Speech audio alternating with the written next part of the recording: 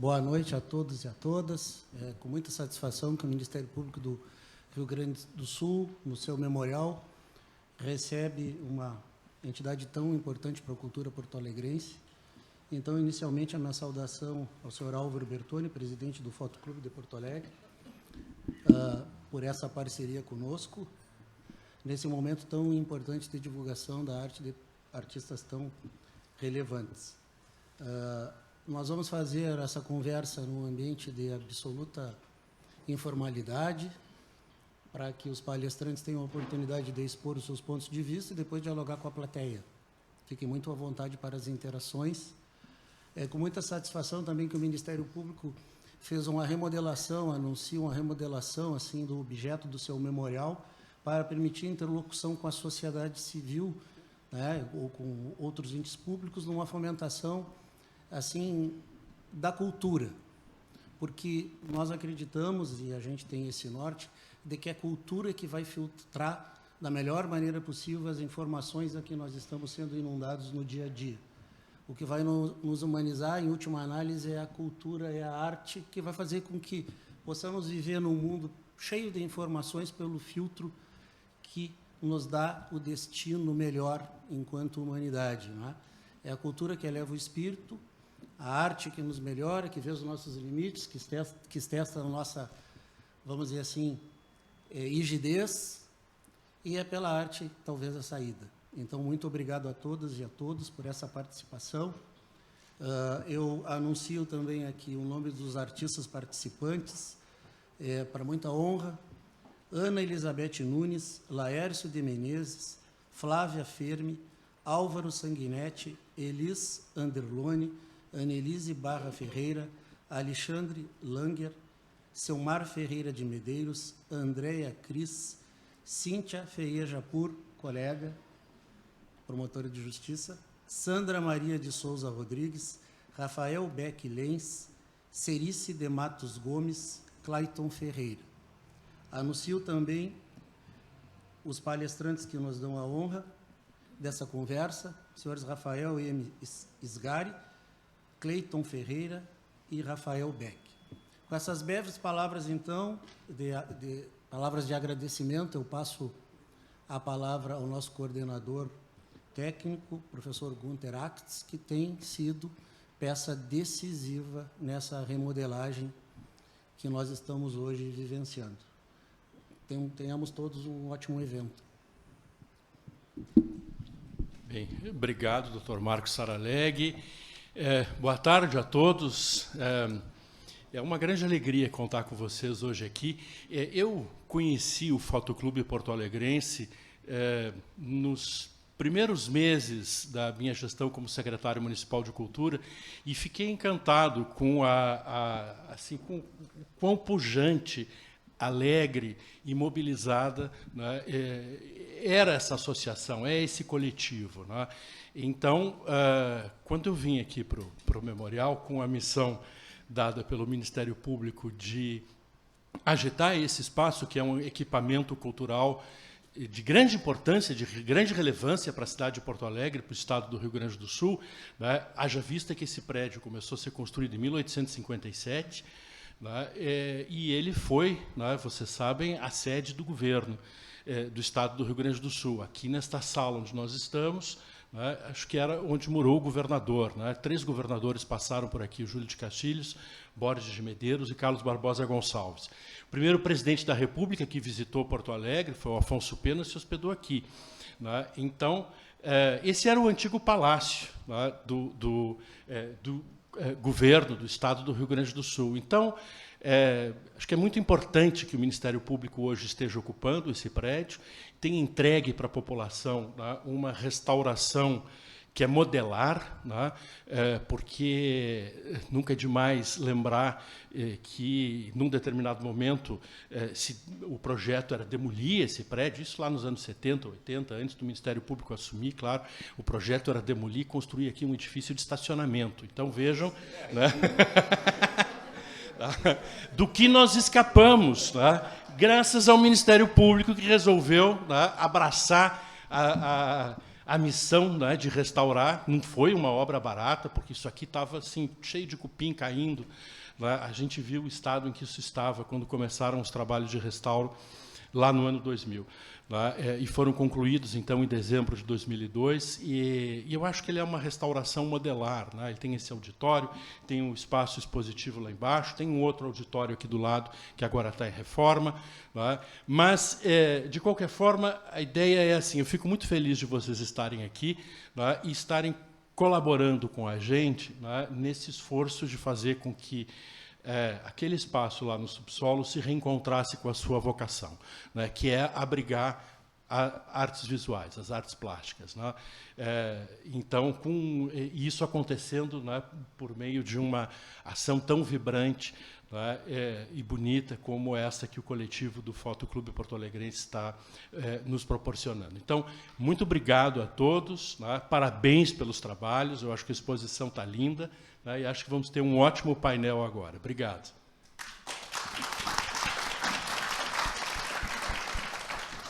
Bom, boa noite a todos. Muito brevemente, agradecer a los fotoclubistas que se hicieron presentes hoy aquí, a los convidados, al público en general. Muy especialmente a Gunther y a Marcos, que fueron quienes nos estuvieron conosco colaborando durante todo este proceso. Por supuesto que a la comisión que trabajó esta temática, ¿no? Dentro del propio Fotoclube. Un agradecimiento muy especial también a esa comisión. Tá? Então, eu quero, antes que nada, dejar la palabra para Rafael, que va a ser quien va a comenzar. Solo decir que este es el inicio de una parcería con el Memorial, tá? O primer evento. Esperamos que el próximo año sean al menos 2 más eventos. La idea es poder seguir trabajando y tratando ese tema de inteligencia artificial en las artes. Tá? Ainda no tenemos data, mas con certeza va a ser mediados de 2025. Vamos a crear y trabajar una agenda desde la comisión, de la directoría, para que eso aconteza, ¿verdad? Y una segunda muestra que voy a adelantar. La idea es poder, cuando se cumpla un año da enchente de Porto Alegre, estar inaugurando una muestra fotográfica sobre la enchente con las fotos de los fotoclubistas. ¿Tá? Es algo que nos hemos recibido de los asociados, de hacer una muestra fotográfica o un libro. Bueno, la idea es comenzar con esa muestra fotográfica cuando estemos cumpliendo un año de ese terrible acontecimiento. ¿Tá? Entonces, no mucho más para acrescentar. Voy a dejar la palabra aquí a nuestro querido Rafael para que comience con su presentación. Muito obrigado.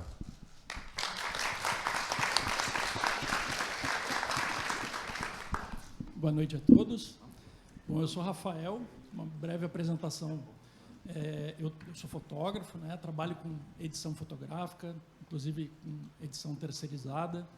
Também sou conhecido dentro do Fotoclube por trabalhar ministrando cursos, né, de Lightroom, Photoshop, enfim, tenho muitos alunos aí, muitos amigos também do Fotoclube.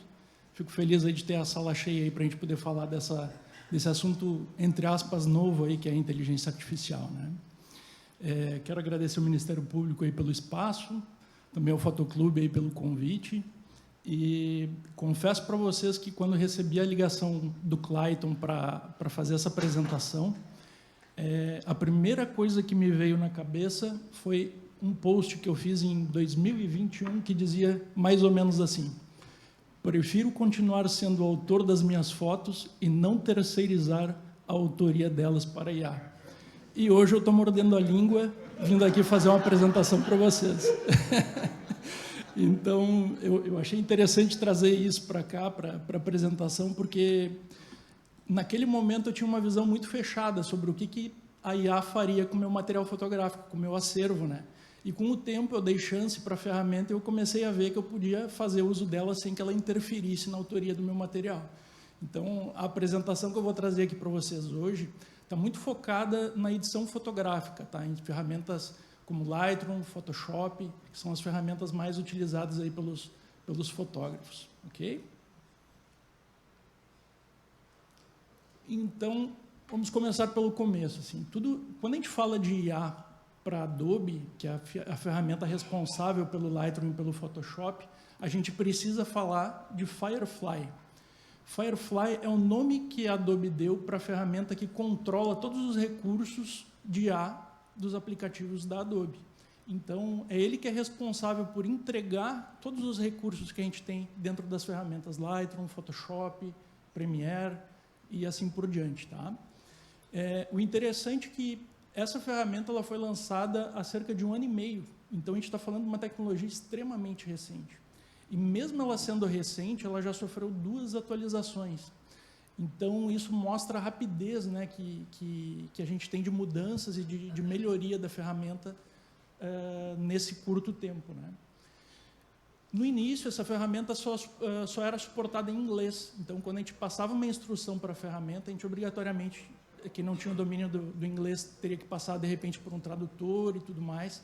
Hoje em dia, nada disso mais é necessário. Ela já fala perfeitamente português, a gente consegue se comunicar com bastante clareza, assim, a interpretação da ferramenta é perfeita em relação às requisições que a gente faz.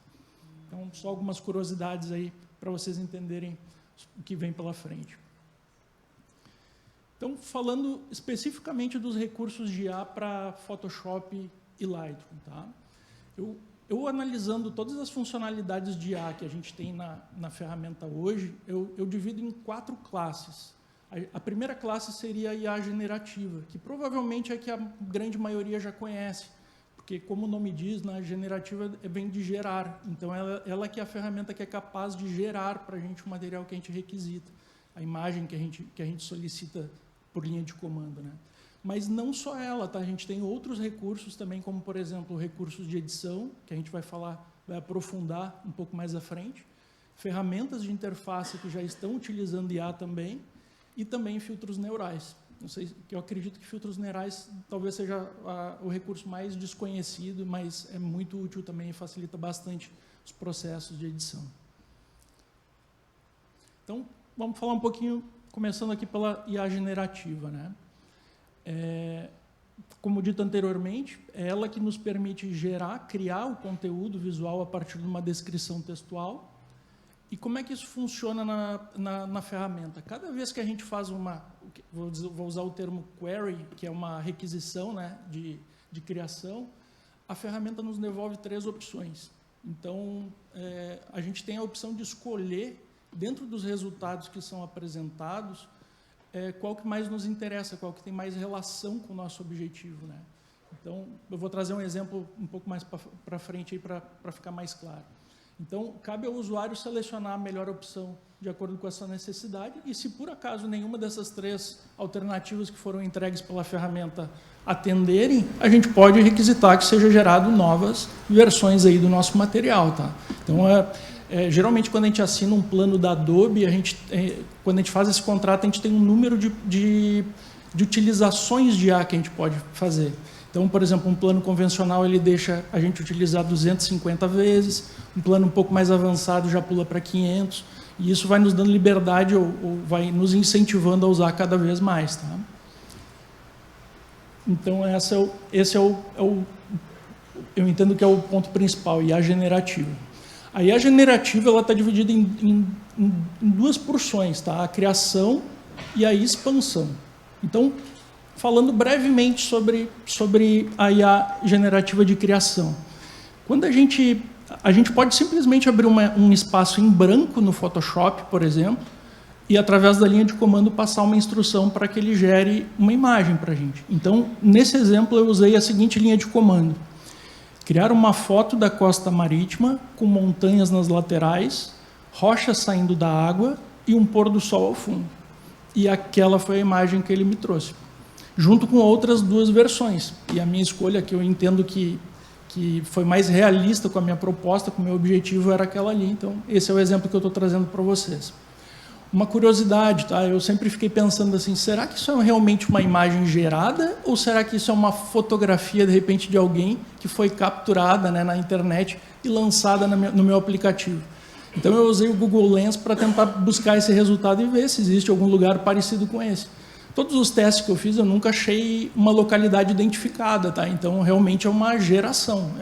É um cenário que não existe, pelo menos aparece ser um cenário que não existe e que foi lançado pela ferramenta. Tá? Então, existe também a IA generativa de expansão, né? Então, na imagem original que foi lançada, que foi criada, né, pela ferramenta, que está circulada ali, que está contornada em vermelho, ela é a imagem que foi gerada na primeira instância. Mas se a gente pedir para ela expandir aquela região, nas laterais e na parte de baixo também, ela consegue gerar outros complementos para aquela imagem.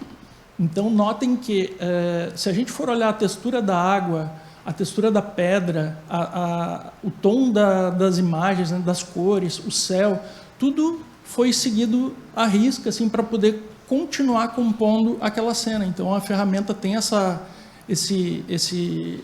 preocupação de, claro, manter a fidelidade da imagem original para poder dar a continuidade da cena. Então, no caso da expansão generativa, a gente não precisa necessariamente trazer um prompt de comando, tá? Porque todas as informações que precisariam para essa construção já estão na própria imagem. Ela entende que a gente só quer expandir, de fato, a imagem original que nós temos.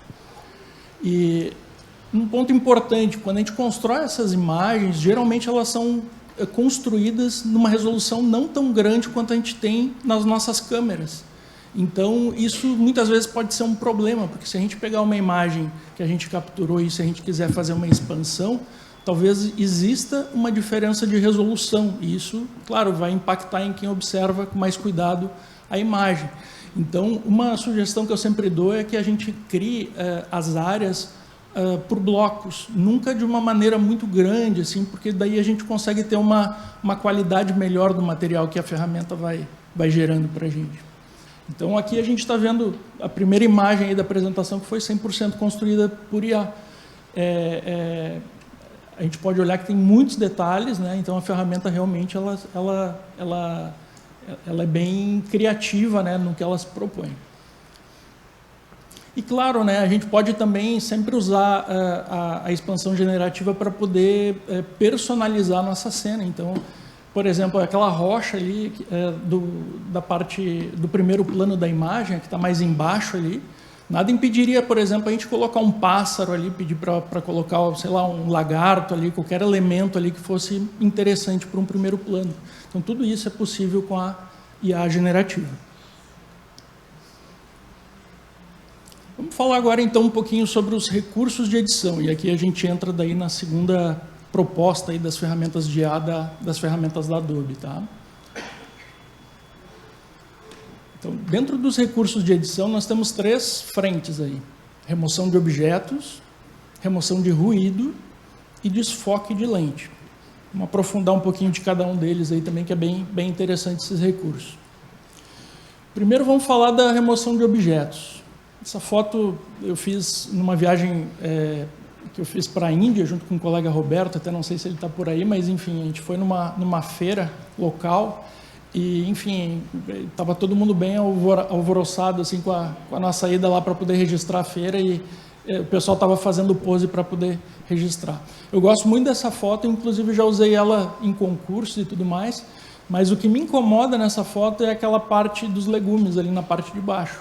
Então, é um objeto que eu entendo que não é interessante de eu ter na minha foto. Então, através do recurso de remoção de objetos, a gente consegue fazer uma releitura daquela área para poder obter um resultado, que no caso aí é a calça, né, desse feirante aí que não existia na cena.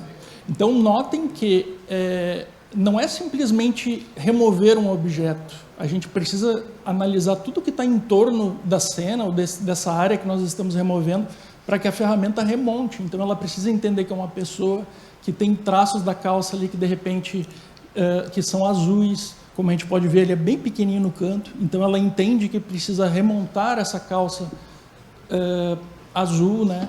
E notem que eu tenho um desfoque ali dele, ó, o foco está realmente naquela senhora. Até o desfoque, a ferramenta cuidou de aplicar no momento da inserção desse bloco. Então, a ferramenta realmente é muito inteligente, tá? Eu tenho um outro exemplo aqui que eu acho bem interessante também, e que, ao primeiro olhar, de repente, a gente não vê muita oportunidade assim, de aplicabilidade aí da inteligência artificial, mas eu visitei essa região que fica em Bagé, e eu achei bem interessante esse cenário e fiz essa foto. Só que o que eu não gostei é que eu tinha uma área de sombra ali, que acabava afetando muito ali o resultado que eu queria. E eu também tenho ali um banco de areia na lateral, que também me incomodava um pouco. Então, eu selecionei essas duas áreas da fotografia e pedi para a ferramenta gerar um resultado novo. Então, eu acabei eliminando aquelas áreas que estavam atraindo muito o olhar e criando do zero um cenário diferente, uma vegetação, uma textura de pedra na região selecionada para poder tirar a sombra que afetava a qualidade da foto. Então, é uma operação extremamente complexa, porque envolve, inclusive, reflexo na água, né? Notem que tem vegetação, tem textura de pedra, tem cor, tudo isso a ferramenta conseguiu calcular e resolver. Se a gente tivesse que se a gente tivesse que utilizar um recurso mais antigo do Photoshop para poder resolver esse tipo de questão, seria uma edição que talvez demoraria 1, 2 horas fazendo com todo cuidado. Aí foi feito com menos de 1 minuto aí de requisição. Então, facilita muito a interação assim, do usuário com a ferramenta. Tá? Aqui nós temos outro exemplo também, que é a utilização de IA para remoção de ruído. Então, notem que não é só para criação de conteúdo, né? Eu não estou criando nenhum objeto, nem removendo nenhum objeto, mas eu tenho muito grão nessa cena. Essa foto está cropada, né, aquela região. Eu acredito que aqui vocês consigam ver também, sim. Então, tem muito ruído nessa cena, e com um clique, e acredito que 2 minutos de processamento, a gente consegue remover isso de uma forma absurdamente fantástica. Eles estão certamente nos auxiliando aí a poupar um pouco de dinheiro e evitando a gente comprar uma câmera nova aí com esse tipo de recurso. Então, facilita bastante e nos ajuda no dia a dia também. Aqui também nós temos um outro efeito que é bem interessante, também não é muito conhecido, e também nos ajuda a salvar a necessidade de uma compra, de repente, de uma lente nova, né? Eu tenho uma foto ali na esquerda que está toda ela em foco. É uma foto de longa exposição, então eu tenho toda ela em foco, essa foto das cachoeiras. Então, com o auxílio da IA, a ferramenta ela fez um mapeamento de profundidade de campo aí. Então, notem que a área amarela ela representa o primeiro plano, e à medida que ela vai escurecendo, passando pelos tons laranja, roxo, até aquele roxo escuro no fundo, até chegar na área escura, que é o céu, tudo isso significa o quê? A profundidade de campo que ele identifica naquela cena, mesmo eu tendo ela feito toda ela em foco. Então, com o auxílio da IA, que faz essa identificação, a gente consegue gerar desfoques nas áreas que nos interessam. Então, na foto central ali, por exemplo, eu usei o foco no primeiro plano e deixei a cachoeira desfocada. E na terceira foto, eu já fiz o contrário, eu deixei o foco na cachoeira e tirei de foco o primeiro plano. Então, a criatividade fica muito mais facilitada também, né, quando a gente tem esses recursos disponíveis aí para poder jogar a nosso favor. Então, talvez fosse necessário uma lente 1.8 ou 2.8, né, para poder ter um desfoque desse numa cena dessas. Talvez agora, com a utilização desse tipo de recurso, eu não dependo mais dessa lente tão clara. Eu posso usar uma lente convencional e chegar no mesmo resultado, aí, o que é fantástico, né? A gente abre as possibilidades. Falando um pouquinho agora sobre as ferramentas de interface, tá? E aí eu estou falando da interação dos usuários com as ferramentas, né? Com o Photoshop, com o Lightroom. Vamos ver como é que os recursos de AI estão nos auxiliando. Então, primeira coisa, vamos falar de seleção de objetos. Quem já trabalha com Photoshop há mais tempo e precisava, por exemplo, selecionar áreas específicas, como fazer o contorno de uma pessoa, cabelo, enfim, selecionar objetos, sabe o drama que é. A gente tem gente perde horas ali fazendo uma seleção, refinando seleção e tudo mais. E isso, claro, consome muito tempo e afeta o nosso processo de edição. Hoje em dia, com esse recurso da IA, a ferramenta ela identifica os objetos por conta própria na ferramenta. Então, notem que, por exemplo, aquele pescador está circulado em rosa, porque ele entende que aquele pescador é um objeto da minha cena. Então, ele faz uma pré-seleção para que eu não precise fazer todo o contorno de forma manual. Assim como na foto central também a gente tem aquele balde ali que está selecionado, né? Então, se eu precisar, por exemplo, alterar a cor desse balde, ou fazer alguma alteração dele, ou até mesmo remover, eu já tenho uma seleção pronta para fazer esse tipo de operação.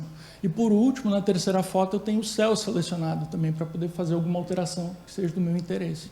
Então, essa interação com a ferramenta está muito mais prática do que a gente tinha 2, 3 anos atrás, onde a gente não tinha esse tipo de recurso, que era um processo muito mais manual. E aqui nós temos também um recurso que eu acho fantástico, principalmente para quem gosta de fazer retratos, tá? Que é a máscara de pessoas. Como é que funciona a máscara de pessoas, né? Baseado no retrato que nós temos, a ferramenta ela faz uma subdivisão de todos os recursos, de tudo que é apresentado na cena. Então nós temos ali roupas, cabelo, pele facial, sobrancelhas, íris, pupila, esclera, pele corporal, tudo isso está subdividido dentro da cena para que a gente tenha seleções automáticas.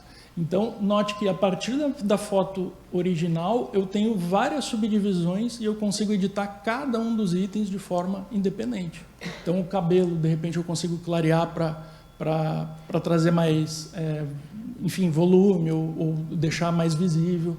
A gente consegue adicionar batom, porque existe uma seleção específica ali da boca. A gente consegue clarear os olhos, a gente consegue mudar o tom da pele, ou de repente tirar reflexos, tirar textura, né, que é bem importante também quando a gente trata de retratos. E a última imagem ali, por exemplo, é uma seleção também da roupa. A gente consegue trocar a roupa ou, inclusive, utilizar a IA generativa para trocar a roupa da pessoa. Então, tudo isso são recursos para facilitar a nossa interação com a ferramenta.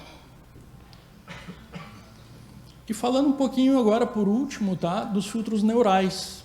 Como eu disse, eu acho que é o mais desconhecido de todos, aí pelo menos das funcionalidades mais antigas aí da IA, mas que ela não era tão utilizada. Os filtros neurais, na verdade, cada um tem um propósito. Eles se propõem para alguma coisa muito específica. Nesse caso aí que está sendo exemplificado, foi feito a colorização de uma foto. Então, nota que eu tinha uma fotografia preto e branco e a ferramenta tentou identificar pelos tons de luminosidade que eu tenho na cena do preto e branco, quais eram as cores que fariam mais sentido para o tom de pele, para o tom de cabelo, para a roupa. Ela é uma ferramenta que ela não é perfeita, mas aqui a gente não consegue ver com tantos detalhes, mas, por exemplo, o dedinho daquela criança ali, ela não está colorido. Mas notem que 90% do esforço de transformação, de colorização daquela imagem está feito. Então, é claro que nós, mesmo com a IA, nós dependemos dos recursos ou dos conhecimentos básicos aí da utilização da ferramenta, do Photoshop e tudo mais, para corrigir pequenos detalhes que passaram desapercebidos pela IA. Mas a tendência é a IA cada vez mais corrigir esses detalhes e se tornar... nos dá ter total autonomia para fazer a transformação que a gente espera nas nossas imagens. Tá? Então, aqui eu trago alguns exemplos aí que nós temos de filtros neurais, que não sei se vocês já ouviram falar, mas, por exemplo, retrato inteligente. Aquela primeira opção, o retrato original, a pessoa está olhando para a câmera, e a pele dela está com a textura normal. Então, nota que com esse recurso a gente consegue, inclusive, mudar o ponto do olhar da pessoa. Ela passou a olhar para o lado, a pele dela está mais limpa. Então, tudo automatizações aí, né, que acabam resolvendo e evitando aí que a gente tenha que fazer um processo de edição manual. O segundo é suavização de pele, que vem um pouco aí de encontro aí também com o retrato inteligente. O terceiro item lá, misturador de paisagens. Esse eu acho fantástico, porque a gente tem... Muitas vezes a gente tem uma imagem que a gente acha muito bonita e gosta, por exemplo, do estilo de edição que foi aplicado naquela imagem. Então, a gente entrega uma imagem crua para a ferramenta e entrega uma imagem de referência. Ele entende aquela foto e tenta aplicar aquele mesmo estilo de edição na foto que não tem edição. Então, notem que ele automatiza... No exemplo, aí a gente tem uma foto de verão, né? E ele foi coberto de neve, ali, ó, pelo exemplo que é apresentado. Então, é uma ferramenta muito rica para a gente poder criar estilos fotográficos, né? Botar um estilo diferente na nossa foto. O quarto item ali é um desfoque de profundidade, onde a gente consegue também desfocar áreas que sejam do nosso interesse. Restauração de fotos, ela tenta identificar ranhuras que existem nas fotos e remover elas de forma automatizada. Ela não funciona 100%, mas ela, de novo, ela resolve 90% aí dos problemas que nós temos. Então, facilita bastante, acelera bastante o processo de edição. E, por último, colorir, ele que a gente já tinha comentado no slide anterior, né? Então, é normal vir aquela pergunta, né? E você pretende utilizar a IA? Eu não sei se vocês ainda se questionam isso dessa forma, tá? Não sei se vocês fazem essa pergunta para vocês ainda, mas essa é a pergunta errada. Não é mais a pergunta a ser feita, porque, na verdade, a IA ela pode ser usada de duas formas, né? Ou de forma explícita, quando a gente realmente traz elementos para dentro da foto e põe elementos que não fazem parte da foto original, mas ela também pode ser utilizada de forma implícita, porque nós temos muitos recursos de IA que não necessariamente vão interferir na imagem, mas que estão nos auxiliando no processo de edição. Então, por isso que eu digo, a pergunta não é mais aquela, né? É só a forma que nós queremos usar, porque não faz mais sentido não usar essas facilidades que nós temos dentro da interface. Então, quem não pretendia usar IA, lamento, mas é uma questão de tempo aí para essa virada de chave aí, que é inevitável, né? A gente sabe que a tecnologia anda muito rápido aí. Então, pessoal, só compartilhando com vocês, não sei se vocês têm interesse ou não, mas assim, como eu comentei no começo, eu ministro cursos, né? Então, agora no início de novembro eu vou estar iniciando uma nova turma aí de curso de Photoshop. Se vocês tiverem interesse, vocês podem buscar mais informações ali no meu site, eu deixo aí para vocês, na parte de baixo do slide, mas eu acho que é isso, é uma questão de tempo aí até todos estarem utilizando IA aí no dia a dia, querendo ou não, aí, tá bom? Agradeço a atenção de todos aí, muito obrigado. Até a próxima.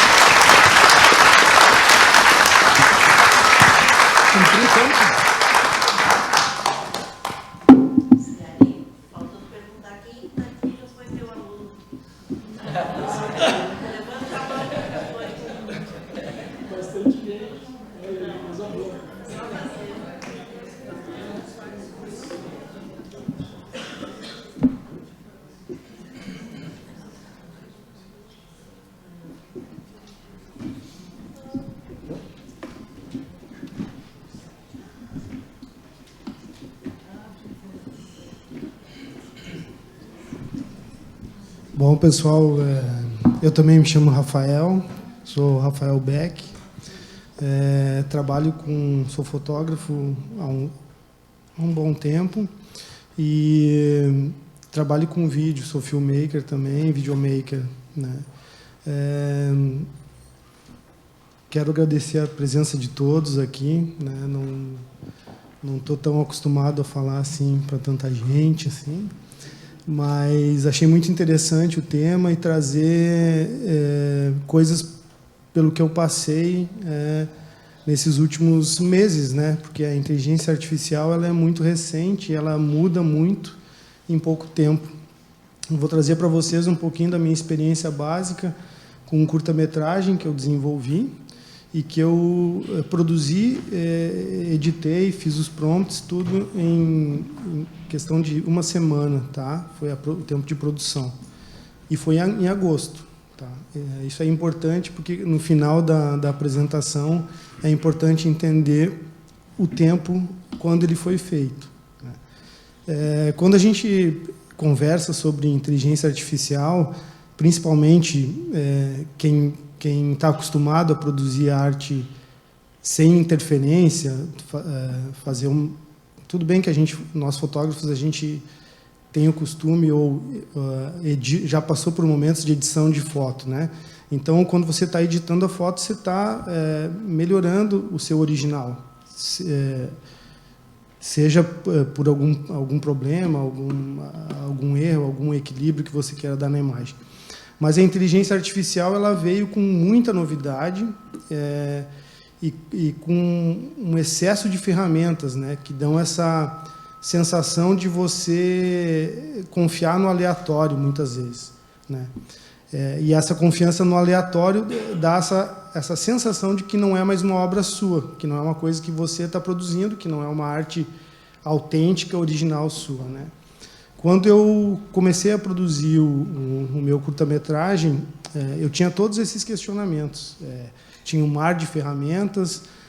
Eu sou cinegrafista, eu faço imagens de vídeo também. Então, para mim, entrar numa ferramenta e gerar um vídeo ou gerar uma imagem era muito estranho, porque eu estou acostumado a gravar as pessoas, estou acostumado a ter essa interação com alguém do outro lado, né? Mas eu fui descobrindo que a inteligência artificial ela depende de você para chegar no resultado. Se você quer realmente ter uma construção artística ou domínio, você tem que ter o domínio do prompt que você está criando. A criação aleatória ela existe, é óbvio. Você pode entrar lá, escrever uma frase, não ter bem certeza do que tu quer e sair uma imagem bonita. Claro, mas se você se entende como criador, você vai querer chegar onde você imaginou. E a partir desse momento que você começa a imaginar e quer obter um resultado, aí você está fazendo uso da inteligência artificial dentro de um cenário autoral. Existe muita discussão sobre isso, inclusive da forma que a inteligência artificial capta suas referências, né? Porque a inteligência artificial, basicamente, ela pega a referência do que está no ar, na nuvem, né? Onde estiver, então ela pega um pouquinho de cada um de nós, cada pessoa que publica a sua foto, que bota a sua imagem, seja profissional, seja no Instagram, seja em qualquer lugar, alimenta as referências dessa inteligência artificial. Ela é alimentada pelo que a gente coloca lá. Então, na hora que você vai desenvolver, você está pegando um pouquinho de cada pessoa. Mas também o conhecimento que você tem sobre a criação, sobre a peça que você quer fazer, e o teu background como criador faz diferença na hora de fazer o prompt. Tá? Isso é bem interessante. Então, assim, o primeiro ponto que eu destaco nos projetos, assim, principalmente no projeto de movimento, né, um vídeo, um curta-metragem, é que você tem que trabalhar com o desenvolvimento de um roteiro igual, de qualquer forma. Você não foge disso. E o roteiro, ele vem da sua ideia.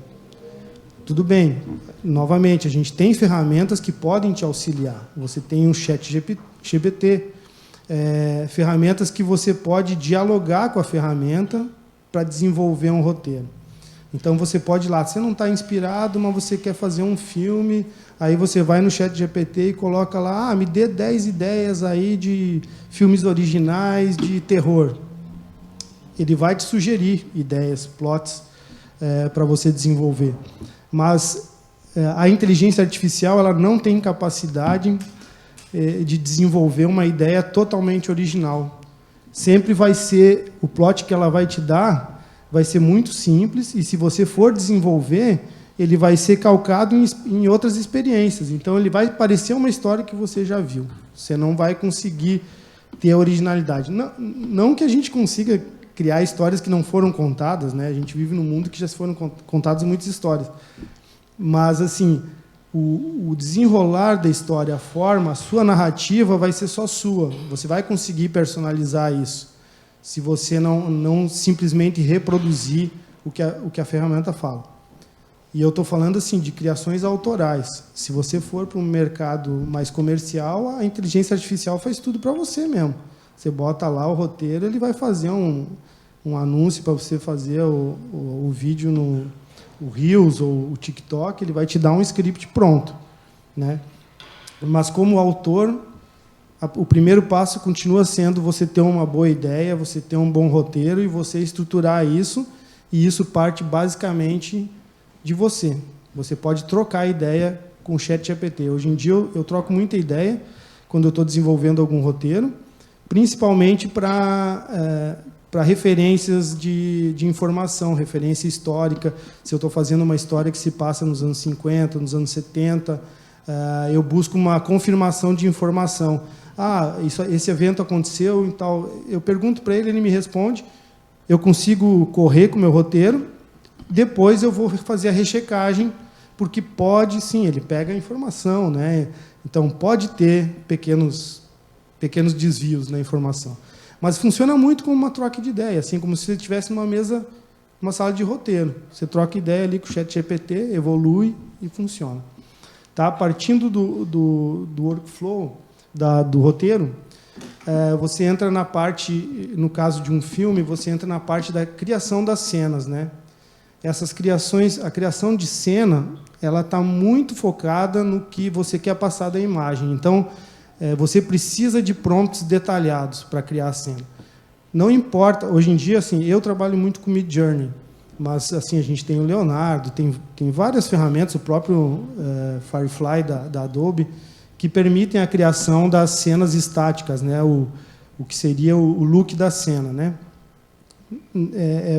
Basicamente como você faria um storyboard, né? Você montaria um storyboard.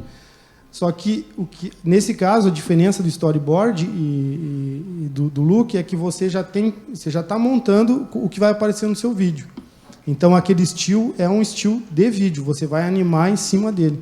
E aí o prompt detalhado ele vai funcionar melhor quanto mais conhecimento você tiver sobre... eu sou um cinegrafista, então eu vou ter o conhecimento da câmera que eu vou usar, eu vou fazer o prompt com a câmera, eu vou fazer o prompt com a lente, eu vou dar a referência de luz, eu vou dar a referência de color grading, eu vou dar a referência de textura da imagem, de acordo com o que eu quiser fazer. Isso, na minha concepção, é onde você consegue destacar um trabalho e deixar ele autoral, mesmo utilizando uma ferramenta, tá, de inteligência artificial. Ela vai te auxiliar a compor essa imagem.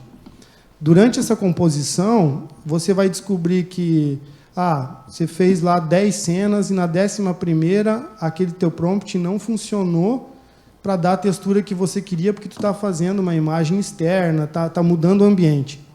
Você vai voltar para manter a integridade do processo e vai refazer os prompts e vai seguir. Então, ele é um trabalho de tentativa e erro dentro de um guia, dentro de um roteiro, de um prompt que você criou. Você não vai ficar aleatório. Se você ficar aleatório, você vai perdendo a integridade do trabalho. Então, ele continua sendo um exercício de análise e persistência no efeito que você quer. Não ficou como você queria, não usa. Tenta de novo, até a inteligência te responder. Né? Aqui tem algumas cenas de filmes do meu curta novo que eu estou produzindo. Tá? Aqui eu uso para fazer uma ambientação de um established shot, um primeiro plano, né? E isso é uma das coisas muito interessantes da inteligência. Ela permite que você trabalhe. Hoje em dia eu trabalho, as minhas ideias elas andam muito. Eu tento usar a inteligência artificial ao meu favor em coisas que seriam extremamente difíceis eu fazer sem orçamento, na real. Então, assim, tipo, como é que eu vou fazer uma contextualização do mundo distópico, destruído, com... Tá, tudo bem, eu poderia ir num estúdio de efeitos especiais, pagar uma fortuna e chegar nisso, mas com a inteligência artificial, ela trouxe para você, dentro de casa, essa possibilidade de criar imagens realistas que funcionem dentro de projetos e que te possibilitem a você, sem um grande recurso, fazer imagens incríveis. Né? A inteligência também ela tem um nível de detalhamento para o vídeo muito grande. Se você souber enquadrar, souber usar a luz, ele funciona, ele fica realmente realista mesmo com movimento, né? Eu fiz essa imagem é do meu projeto de agosto. Essa mesma imagem, se eu fizer hoje, ela ganhou, eu posso dizer, uma proporção de 10 vezes mais realismo. Então, é uma coisa absurda como evolui, né? E você pode fazer todos os tipos de plano. Você pode fazer um close-up, que nem esse, ou o plano geral de estabelecimento, como na outra imagem. Aqui, por exemplo, esse aqui é do meu projeto novo, tá? Eu fiz esse concept no Midjourney e eu trouxe para o Runway para fazer a animação. Eu vou mostrar para vocês como é que fica a qualidade do vídeo, ó. Tá? Esse é um take curto, né? Um zoom com um movimento de vento, né? Tudo isso, por exemplo, o movimento da câmera, o enquadramento, o movimento da personagem, tudo é colocado no prompt, tá?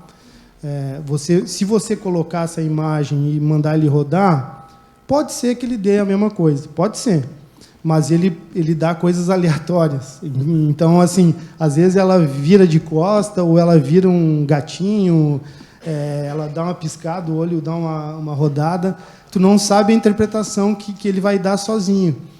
Então, quanto mais domínio tu tem do prompt, mais tu chega no resultado. E, às vezes, é extremamente cansativo, porque tu quer uma coisa extremamente simples. Sei lá, vai coçar a orelha. E é difícil você descrever o prompt para fazer isso.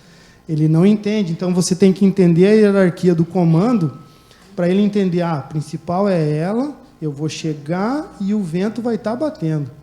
Tá, aí vai funcionar, aí ele vai comandar. Então, tu está ensinando ele a trabalhar com você, né?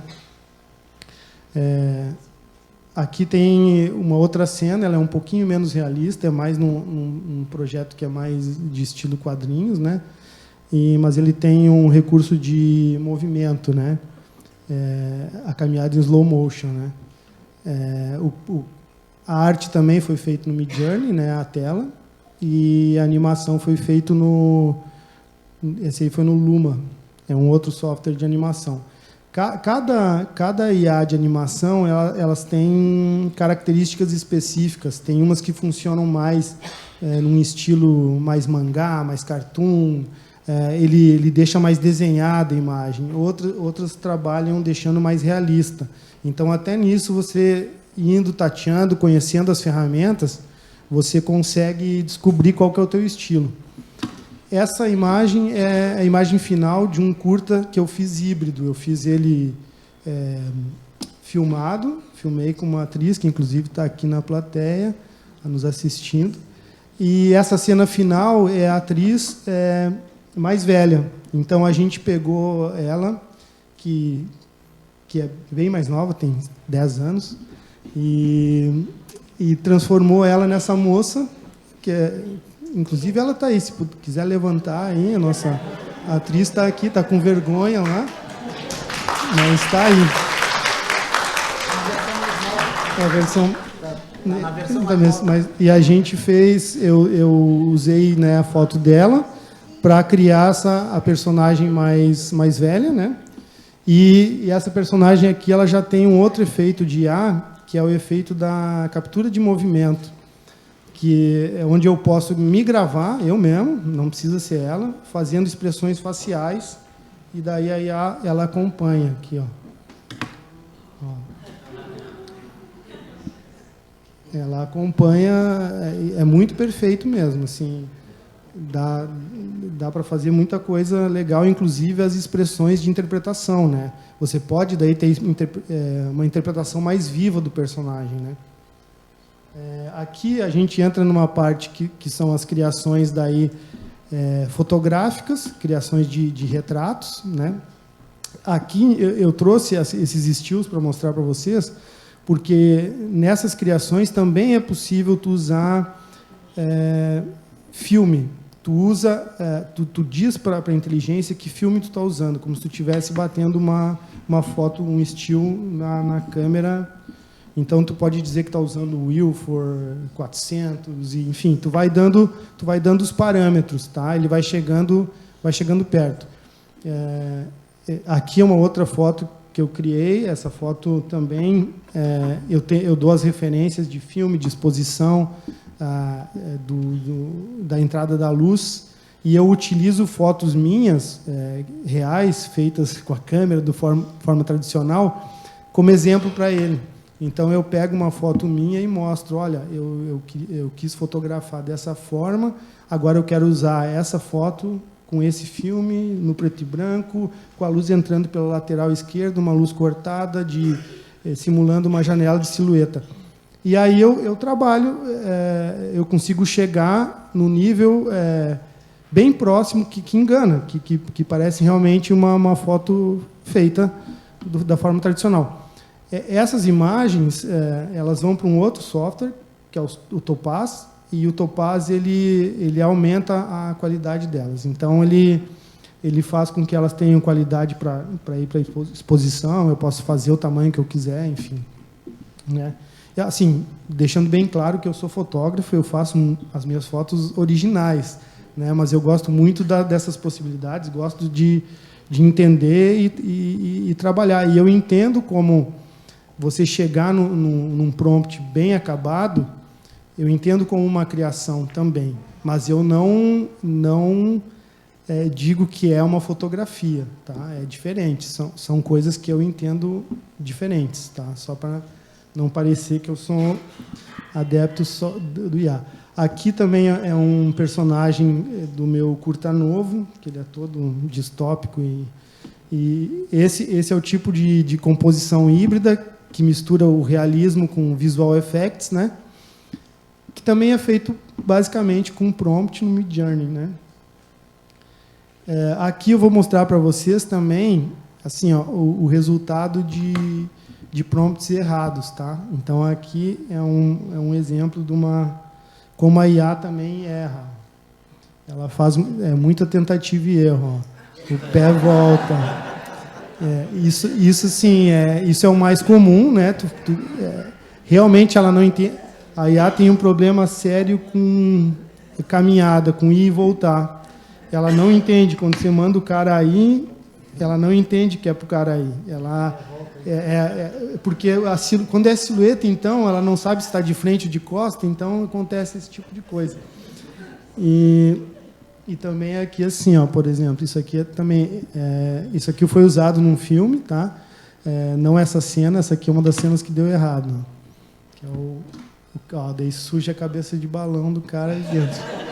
Né? Tipo, tu vê que o movimento do carro ele acontece, ele consegue entender, mas tem umas coisas de proporcionalidade.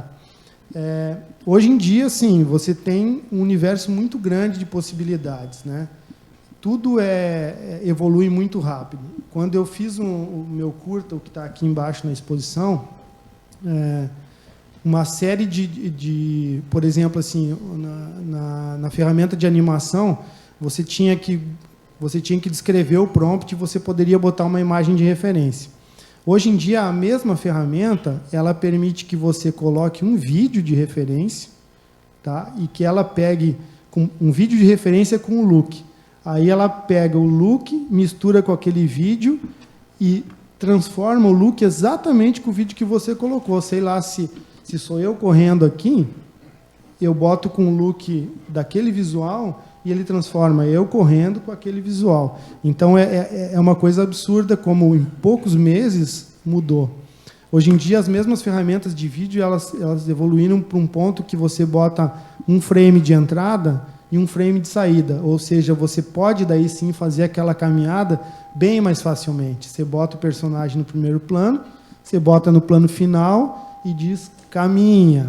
Aí ele vai de um ponto ao outro. Então, tipo, as ferramentas vão aprendendo e vão evoluindo. A grande questão que a gente sempre chega é onde você está sendo criador e onde você está sendo conduzido pela facilidade da ferramenta, né? Eu gosto muito de ter esse domínio. Então, para mim, eu sou muito chato com isso. Eu volto para mudar, para entender que está tendo a minha cara. mas mesmo assim eu sei que ela é alimentada por várias referências. Então, quando você cria uma imagem de alguém em um ambiente que não existe, né, esse ambiente ele faz parte de referências de vários ambientes. Então, você põe uma astronauta num planeta desconhecido. Mesmo assim, ele vai ter referências de coisas aqui do nosso planeta, enfim. Mas a inteligência artificial te dá esses caminhos. Quando eu fiz o curta, eu passei pelo roteiro, eu fiz a criação das imagens no Midjourney. Do Midjourney eu levei para os programas de animação, o Runway, o Luma, o Kling, que é um programa chinês que é absurdo que ele faz. Depois de animado, aí eu fui para o Premiere da Adobe, formato tradicional, fiz a edição, editei ali. Então, ali eu corrigi o tempo das animações, do movimento. Depois dali, eu criei toda a trilha sonora em inteligência artificial também, no Suno. Criei músicas originais para o curta.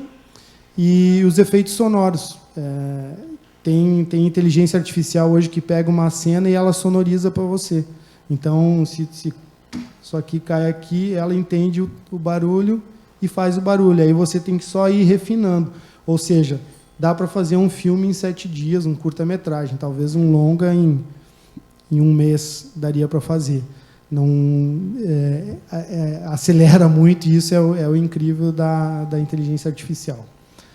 Bom, pessoal, eu não vou me estender muito se eu trouxesse muita referência aqui, mas basicamente, eu queria falar um pouco sobre o meu processo. Eu acho que eu funciono melhor até com perguntas, né? No final, se vocês quiserem perguntar, é mais fácil para mim responder dúvidas assim. Mas agradeço todo mundo, tá? Espero que vocês tenham gostado da conversa aqui.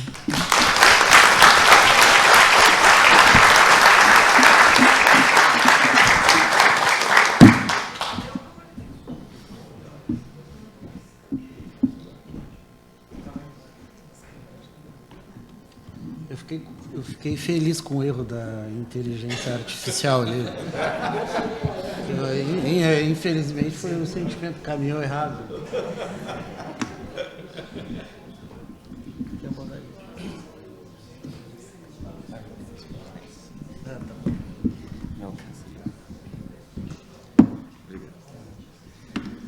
Tudo bem, pessoal? Não estão muito cansados?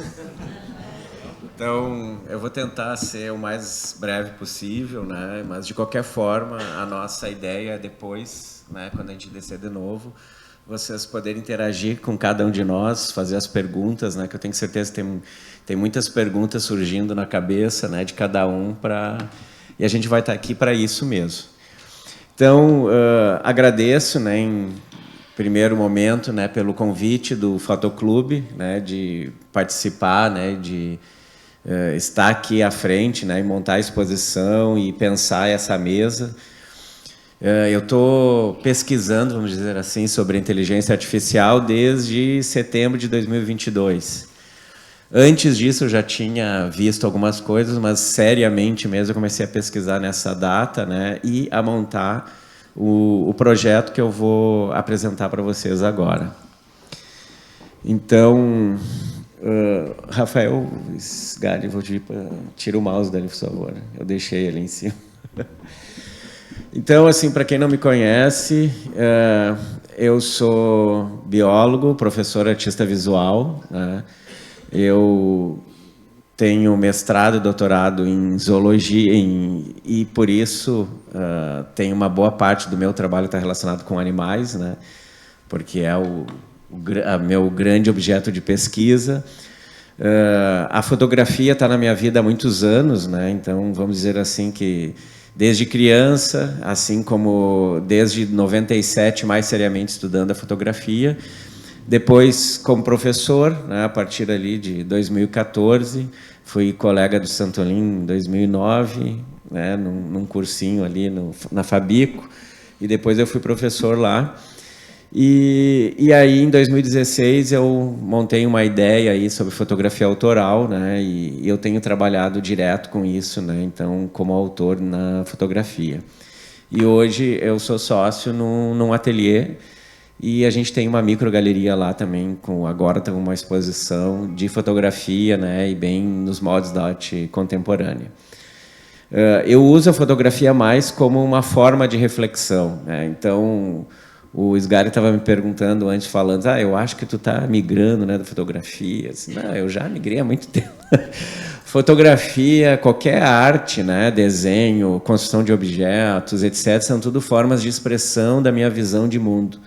Então, eu não tenho pruridos, né? Sou isso, sou aquilo, né? Eu sou um artista, então eu fico trabalhando com todas as ferramentas. Assim eu faço com a inteligência artificial. Se ela me ajuda para mostrar minha visão de mundo, eu vou usar essa ferramenta. Então, aqui eu vou trazer, nesse breve conteúdo, um pouquinho, né, da introdução das narrativas visuais, né, que é a minha proposta hoje, as ferramentas e técnicas utilizadas em geral, né, no processo de construção de narrativas visuais, o projeto A Expedição, como ele foi feito, né, e como eu fiz a pesquisa para construir esse projeto, desafios e reflexões em cima do uso da inteligência artificial e o impacto da inteligência no campo das artes visuais. Que isso aí eu só vou dar mais perguntas do que respostas, óbvio, né? Então, o que a gente entende como uma narrativa visual, né? Então, são histórias contadas. E aí a gente pode pegar a história, colocar som, colocar texto e ir montando um quebra-cabeça. Então, o projeto que está lá embaixo, ele é bem isso, né? Então, eu convido as pessoas a escanear os QR Codes que tem lá e ir descobrindo a história, né? Assim como em todo o processo artístico, né? Para quem me conhece melhor, né? Já foi lá no ateliê e viu as caixas que eu construo, eu nunca digo o que cada uma significa, né? O significado está na visão do outro, né? Então, eu gosto de ir contando essas histórias de qualquer forma, né? E a IA, ela nos auxilia bastante nessa nossa visão de mundo, de como contar essas histórias. Então, a inteligência artificial, ela auxilia muito nesse processo, porque, vamos dizer assim, que a partir das descrições eu consigo gerar uma imagem, né, ou construir um mundo a partir do zero. Então, essa possibilidade, ela é realmente infinita, né? Então, vamos dizer assim que eu consigo fazer um filme sem ser um cineasta. Eu consigo fazer uma aquarela sem dominar a aquarela, né? Que eu não domino.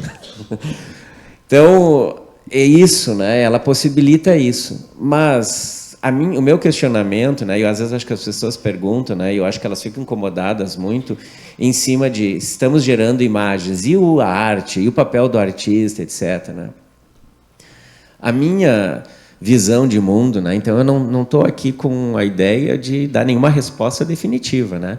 Essa é a minha visão, né? A visão de como eu uso a inteligência artificial. Então a minha visão de mundo é que ela me serve perfeitamente bem para contar histórias. Então eu ainda sou um artista, eu ainda tenho que pensar nessas histórias, tenho que fazer a pesquisa e juntar os pedaços, né? Eu só vou utilizar as ferramentas que estão à minha disposição para contar essas histórias. Não pretendo, assim, substituir meus desenhos que eu faço a carvão por qualquer outro tipo de coisa, né? Aqui tem... Acho que não sei se aquele videozinho não vai tocar ali, mas eu trouxe aqui uns exemplos de artistas. Tem centenas de artistas bons que estão trabalhando com inteligência artificial. Aqui eu trago... Esse aqui, o primeiro, é um videozinho, na verdade, né, que ele fala sobre umas figuras que estão andando mascaradas em Tóquio. E aí, quando a gente olha esse filmezinho, que está muito bem feito, né, tipo no tamanho de Reels, a gente fica se perguntando, né, o que tem dentro daquela figura, por que aquela pessoa está andando? A primeira vez que eu vi, eu fiquei me questionando, por que essa pessoa está andando com essas máscaras? E depois que eu fui ver que era IA, eu disse, putz, grila, que está muito bom esse trabalho. Aquele ali do lado, o Jordan, né? O Jonas Peterson, esse cara é bem conhecido, ele é fotógrafo, e ele viu que IA é uma fonte de dinheiro infinita. Então, ele tem trabalhado muito com criações autorais. Ele fez muito sucesso, né? Iniciou o sucesso dele com os idosos com roupas hipercoloridas e em posições que um idoso não conseguiria fazer. Então, foi muito interessante o trabalho dele, muito legal de ver. E ele está sempre criando, e ele faz prints limitados, né? Então, e é um trabalho realmente muito interessante, de boa qualidade. É um trabalho artístico, autoral. Aquele outro ali é o Troy Schoeneman. O cara é um fotógrafo maravilhoso. Ele é absurdo como fotógrafo. Eu conheço o trabalho dele assim, há uns 10, 15 anos. E desde 2020, ele começou a trabalhar, né? Foi virando, mudando, né, o processo dele, vendo outras coisas. E, ultimamente, ele está direto em IA. Então, aquilo ali, por exemplo, é uma figura, né, que ele criou como se fosse uma cerâmica, e ele cria uma narrativa em cima, né? Então, ele inventa que tem uma coleção onde um colecionador encontrou umas imagens gregas perdidas, e etc, etc. Então, ele vai contando uma história por trás de cada uma das peças que ele vai criando. E eu acho muito interessante quando eu vi ele trabalhando com isso, porque eu achei ele um fotógrafo tremendamente capaz e muito bom e bem-sucedido. Eu disse, pô, esse cara que já vendia um monte de fotografia, é muito bom, ele está fazendo isso, né? Então, tem mais coisas por aí, né? Então, para a gente fazer um trabalho, né, e o Beck aqui não falou nem a ponta do iceberg do que se trabalha para a gente produzir um trabalho de qualidade, né? Então, por exemplo, a gente faz uma pesquisa bibliográfica, né? E essa pesquisa pode ser em sites, em livros mesmo, em material, faz entrevistas, etc. Utiliza-se fotografias e ilustrações como base, né? Muitas vezes para se criar outras imagens. Engenharia de prompts é fundamental, né? Você tem que dominar os prompts para cada programa, né? Porque a gente percebe que muda. Existe um senso meio genérico para algumas coisas, mas para outras a gente percebe que muda bastante. Ferramentas de geração de imagens, toda hora está surgindo novas, né? E as melhores, obviamente, são as mais caras. Depois da gente gerar a imagem, a gente ainda faz um upscale e um pós-processamento, geralmente num Photoshop da vida. Se faz geração de texto, expansão de narrativas, né? Se eu quero utilizar, então estou trabalhando aquela imagem e eu quero criar uma história por trás dela, né? Vou trabalhar com mais prompts em cima disso. Geração de áudio, sons e músicas, né? Também por inteligência artificial. E ferramentas de criação e edição de vídeos. Isso aqui é uma parte, né? Porque dentro de cada uma delas tem centenas de ferramentas para serem utilizadas. Então, eu vou contar para vocês um pouco desse processo que eu fiz para criar a obra que está lá embaixo, né? Chamada A Expedição, que começou ali em 2022. Eu poderia dizer que ela iniciou em 1987. Quando eu estava na faculdade, no meu segundo ano, em Santa Maria, e então eu conheci o Boletim de Ciências Naturais, onde descrevia uma expedição paleontológica que foi nas imediações da minha cidade, no início do século XX. Eu fui a campo, né, porque naquela época eu trabalhava com pesquisa em fósseis.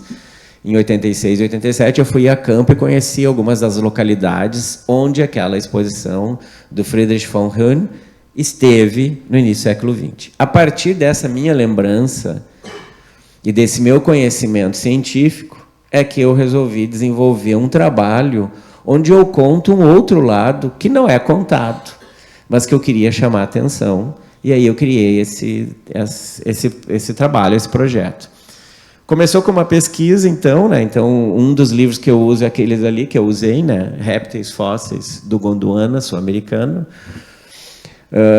Além desse livro, eu também li textos, entrevistas na internet, né? Eu achei uma entrevista da neta do von Huene, que morreu em 1969. Ele é de 1875, morreu em 69.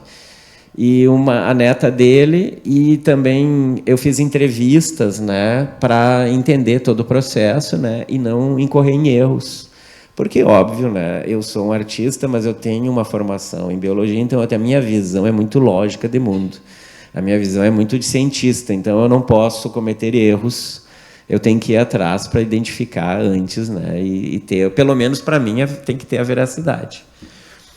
E aí, eu trabalhei muito com fotografias e ilustrações que foram utilizadas na criação de várias das imagens, né? Então, nós temos ali, no canto superior esquerdo, uma imagem da internet do Stahlecker, que foi o cientista que veio... Na verdade, vieram só 2 pessoas, tá, gente? Vocês vão ver lá um bando de gente, mas só vieram 2 pessoas para essa expedição. Uma que era o Friedrich von Huene, que era o investigador principal, e o Stahlecker, que é o cientista que dominava toda essa parte de campo, né, de fazer a remoção dos fósseis. Ali do lado é um fóssil que eles levaram de Santa Maria e está montado lá na Tübingen, que é esse aí, né? Tem 3 metros de comprimento. Mas como que esse bicho foi, né? Bom, eles levaram 8 toneladas. Os alemães, muito queridos, vieram para cá com o apoio do governo brasileiro, né? Do presidente do Estado, né? Na época era esse nome, e toda a comitiva que podia. E, óbvio, né? O nosso complexo Vira-Lata ele é de muitos anos, né? Então, todo o apoio possível e imaginável para que eles ficaram aqui de fevereiro, não, deixa eu ver, acho que foi dezembro de 28 até mais ou menos setembro de 29, fazendo a coleta.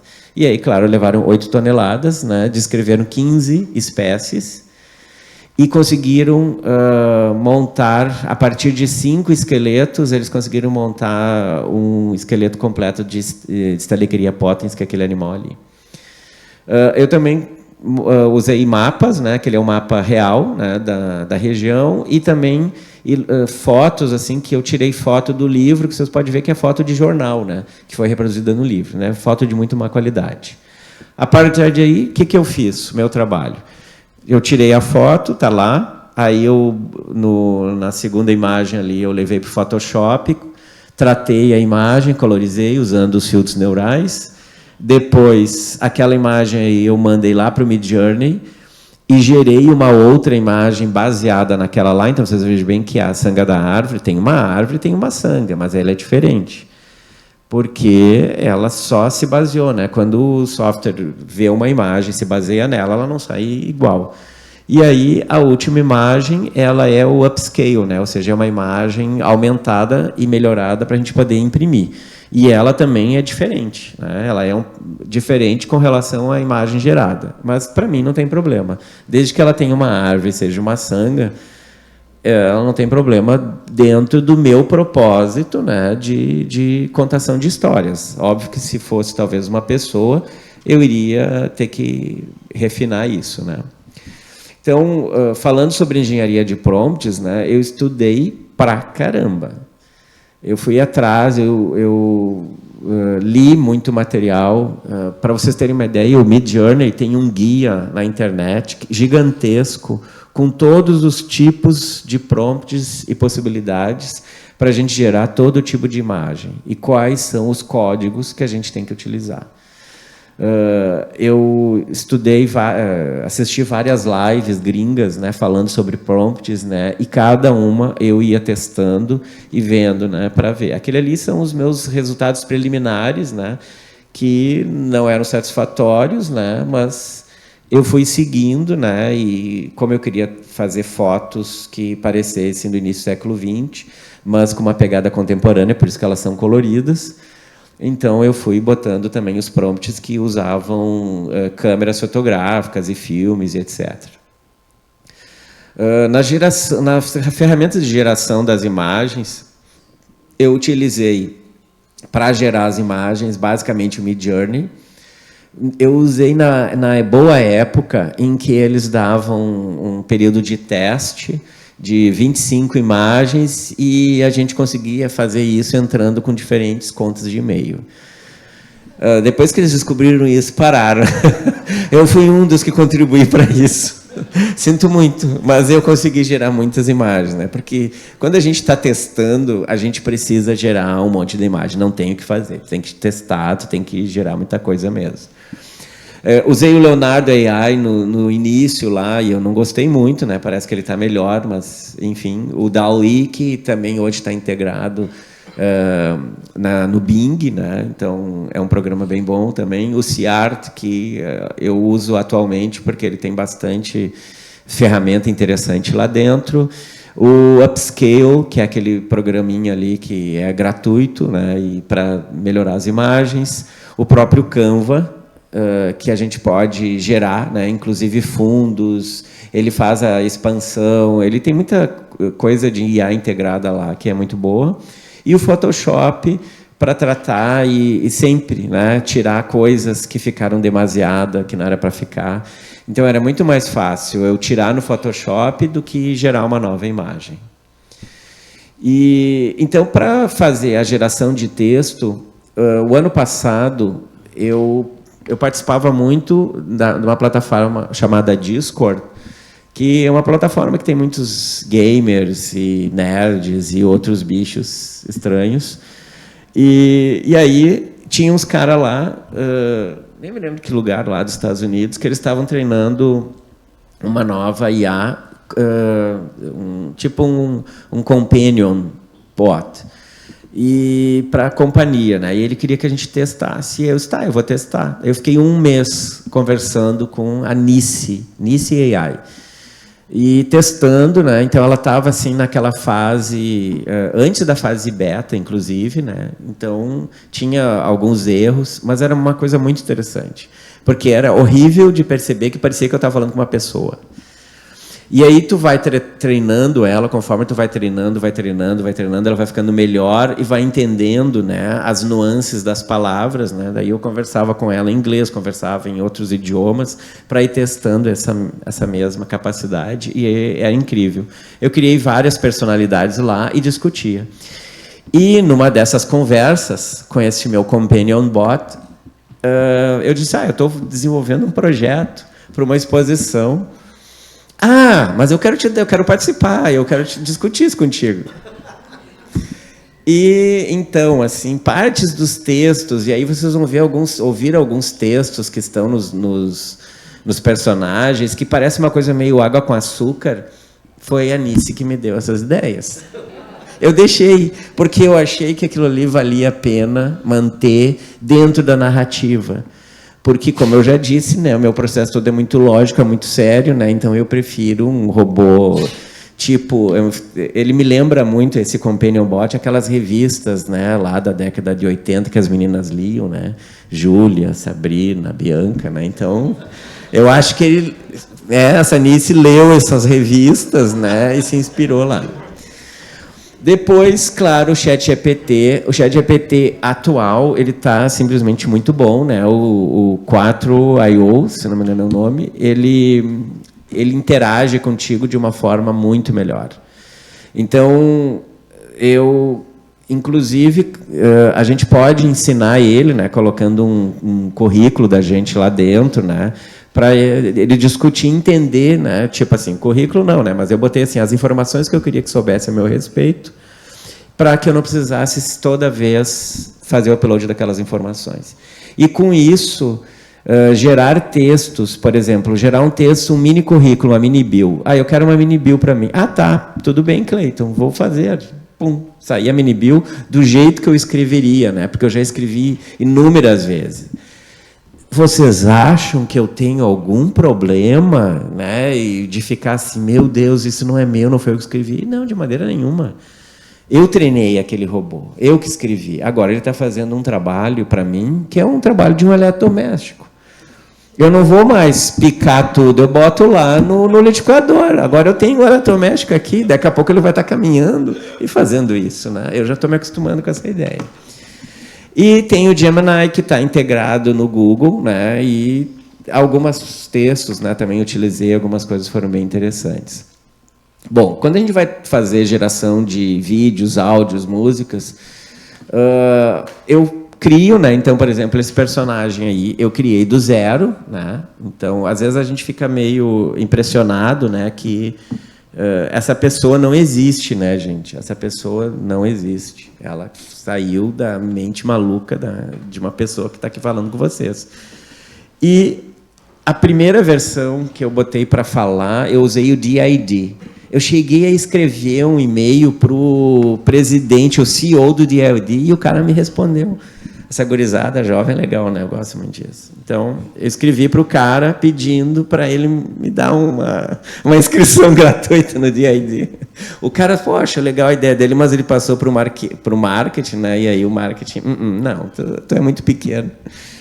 Então, não deu o DID, eu usei algumas vezes, né? Até gastar, né? Eu descubro os programas no início. Ó. Quem chega no início, né? Depois estraga para os outros.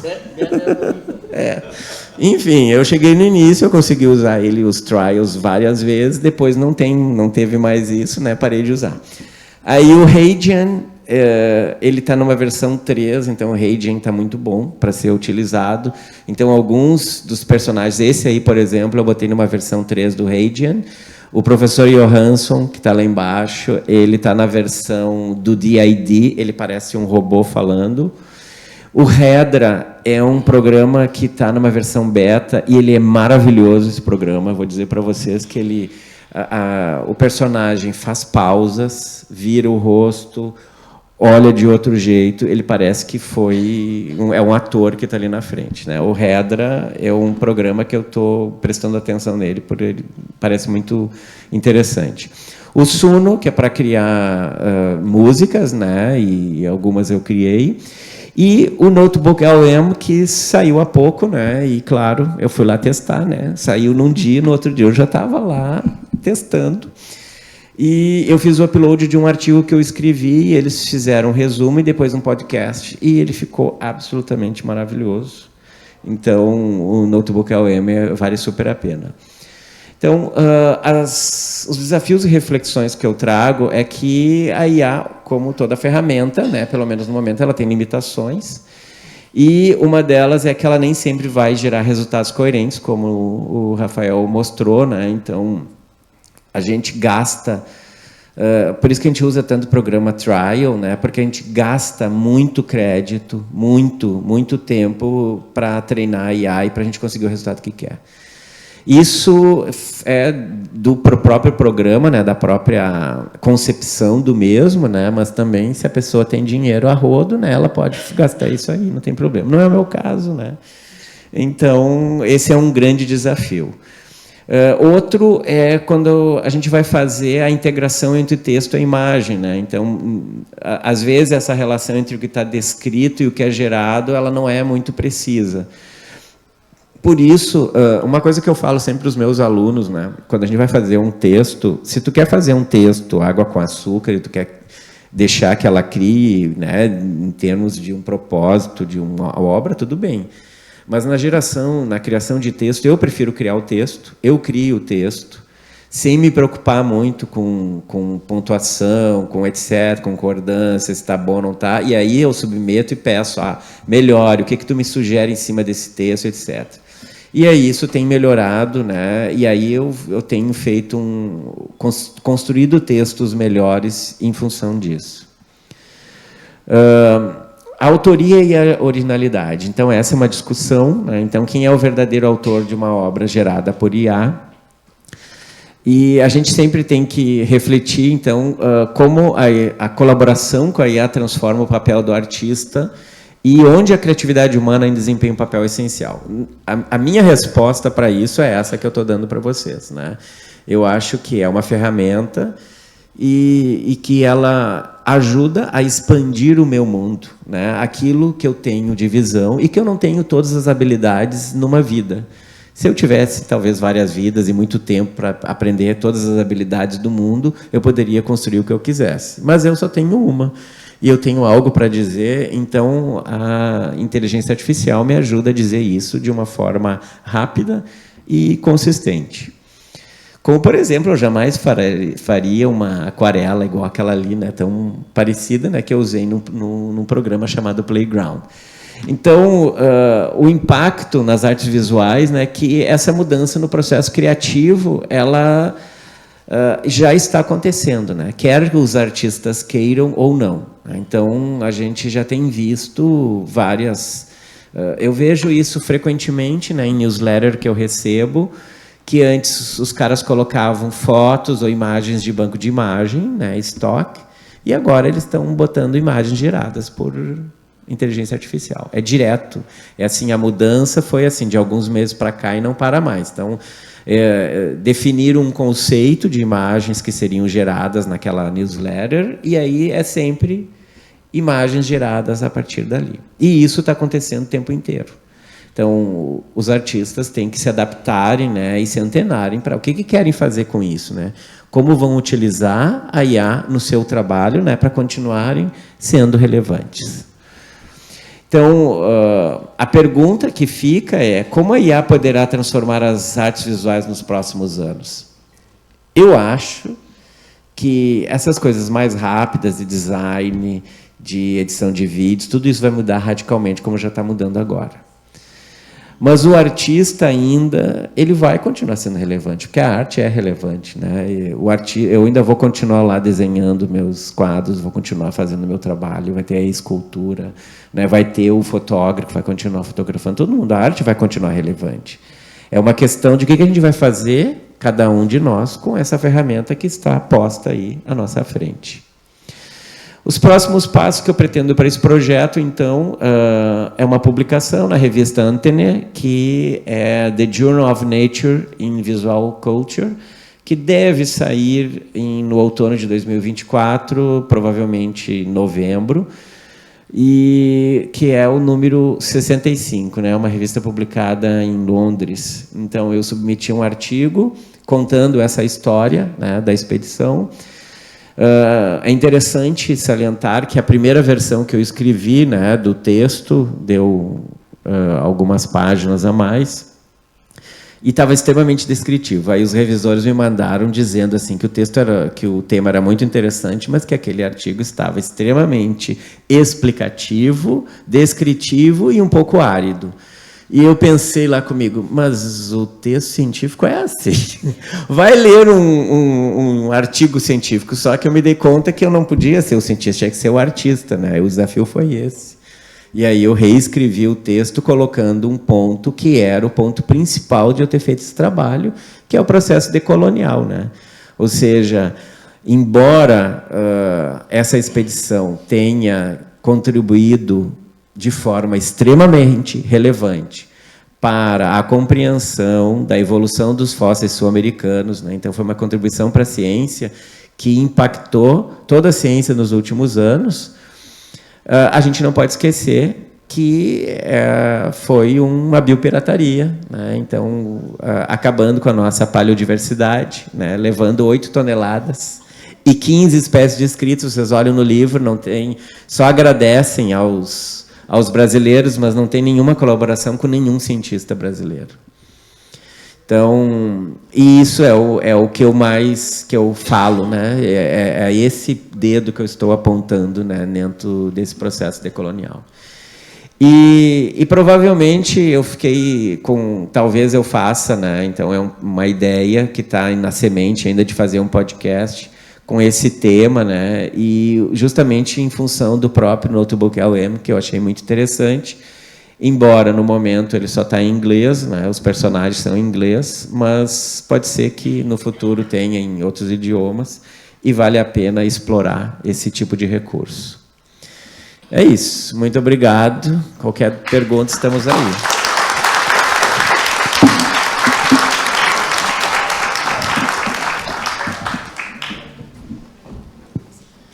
Gente, como é que vocês gostariam de fazer? Querem fazer algumas perguntas agora ou a gente vai bater um papo lá embaixo olhando a exposição?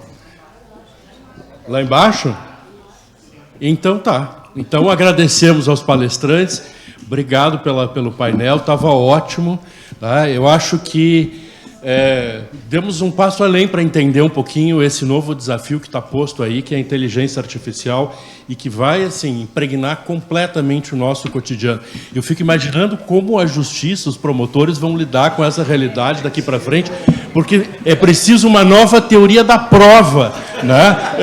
Diante do cenário que... Pois é, era o que eu estava me perguntando aqui, né? Mas muito obrigado, então vamos descer. Obrigado.